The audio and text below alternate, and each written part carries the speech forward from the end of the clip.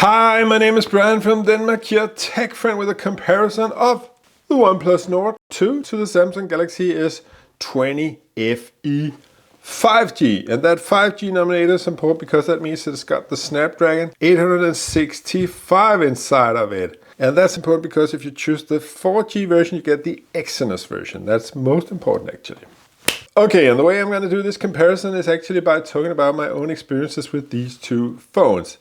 I've had the OnePlus for 1 month. I actually also had the Pac-Man edition, and I've had the Samsung S20 FE 5G version for around 3 months now actually. And I can so wholeheartedly recommend this phone because it just fits such a superb spot. Personally, I got the Samsung S10e, this little pequeño one, because I like the small form factor. But this one just fits so sweetly in the middle of the pequeño one and like this mammoth one of the S22 Ultra. So this just fits such a sweet spot. And the other thing, it doesn't cost a fortune. So if you were to lose it, of course you would be sad, but it would not be like the end of the world as if it would be with your new S22 Ultra, right? And luckily the same goes with this one. The S10e is also very cheap. I like that aspect. And in terms of weight, they actually both weigh about 190 grams. They're both 6.43 inches and 6.5 inches, so it's basically the same.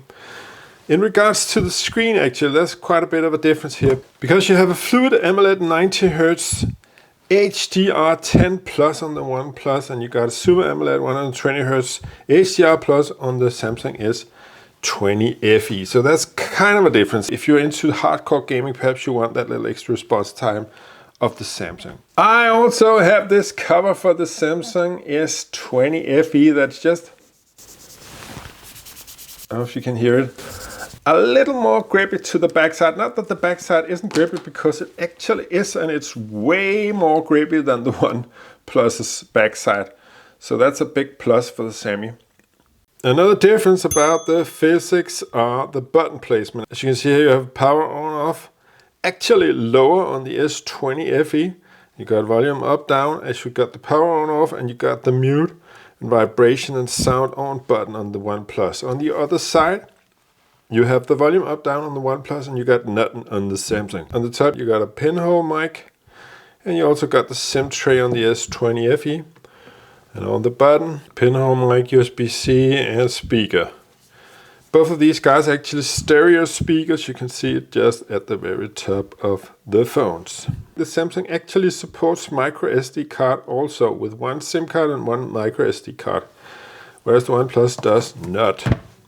The OnePlus has got a 50 megapixel 1.9 aperture main camera, and then it's got an 8 megapixel 2.3 ultra wide. The Samsung has got a 12 megapixel 1.8 aperture main lens, and then it's got a 12 megapixel ultra wide 2.2, and then it's got an 8 megapixel 2.4 telephoto lens. And I would say the telephoto lens on the Samsung is the main difference on these two phones. On the selfie camera, they both got 32 megapixel cameras, but this has only got an aperture of 2.5, whereas this 2.2. Aperture is always about the lowest possible. That takes in more light. But enough talk about those cameras. Let's have a look at how they fare in the real world. Please set the YouTube playback quality to the highest possible right now. Okay, so this is a test of dynamic range and contrast on the OnePlus Nord 2. What you want to look out for first here is how well does it adjust to these changes in contrast. How fast does it adjust to something you like to watch. Okay, so this is a test of dynamic range and contrast on the Samsung S20 FE 5G version. What you want to look out for here is how well does it cope and adjust the lighting to these various different lighting conditions, and of course how well are all the colors represented in this mural of Greta Thunberg.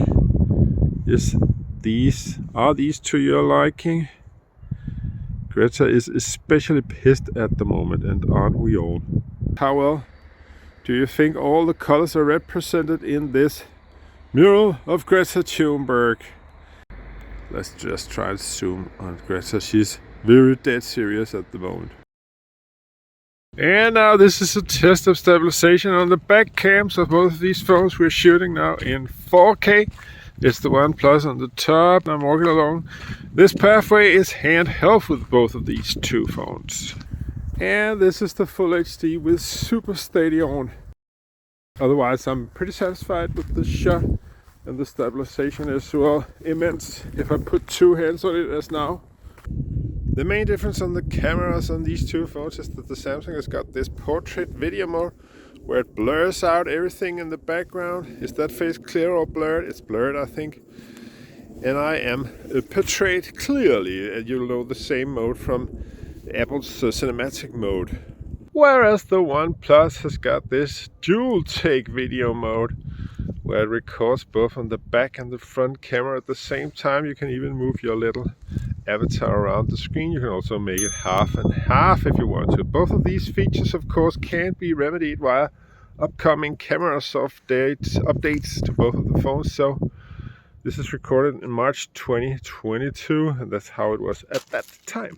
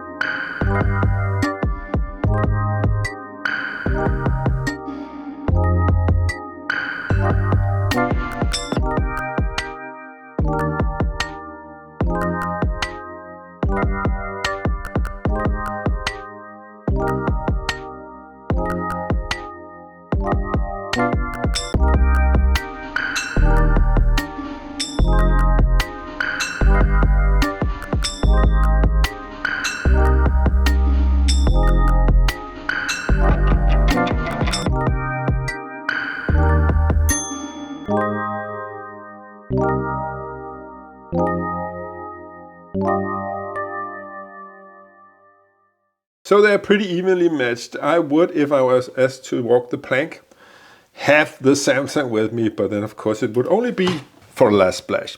If you want to see part 2 of this video where I talk about RAM, speed tests, Android and security updates, as well as my conclusion, then please click the video over here. See you in a mo.